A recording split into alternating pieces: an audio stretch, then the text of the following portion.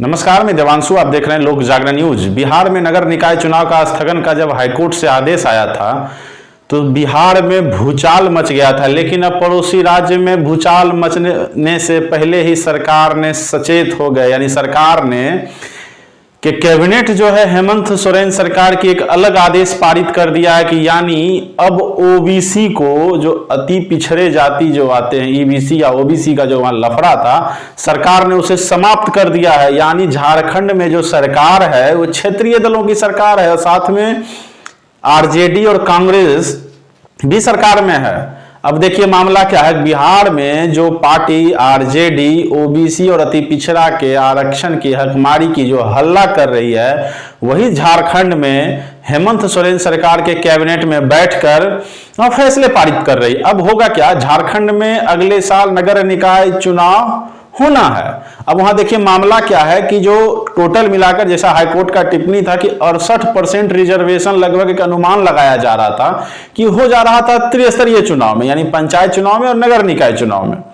अब उसको, जैसा कि सुप्रीम कोर्ट का आदेश है कि 49.99% से आप रिजर्वेशन आगे नहीं दे सकते हैं, नहीं तो यह पॉलिटिकल रिजर्वेशन माना जाएगा।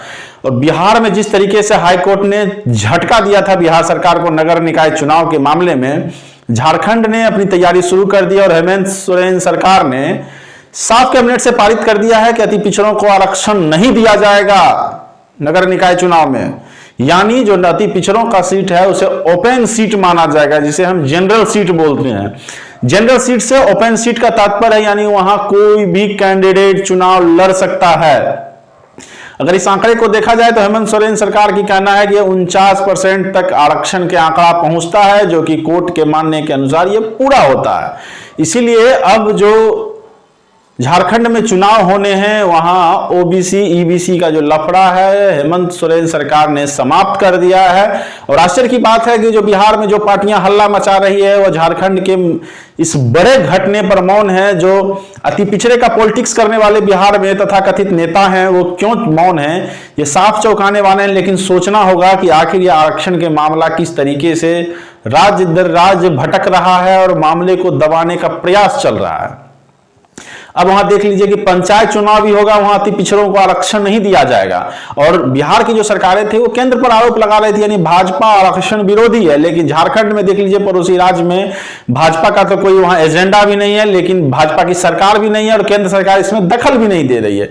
यानी ये साफ आरोप प्रत्यारोप के दौर के बीच सभी पार्टियों को मानना होगा कोर्ट का आदेश ही, दूसरा कोई विकल्प नहीं है। बिहार में भी स्थानीय नगर निकाय का जो चुनाव स्थगन हुआ है और जो सरकारें हैं, जो सरकार जो सोच रही है कि इसे टालकर पॉलिटिकल माइलेज लिया जाए, लेकिन करना सिर्फ एक ही होगा कि उन्हें एक कमेटी बनानी होगी, स्वतंत्र आरक्षण का रूपरेखा तय करना होगा कि अति पिछड़ा को केंद्र सरकार मंजूरी नहीं देती। यानी जो आरक्षण की प्रणाली है एससी एसटी और ओबीसी के लिए है।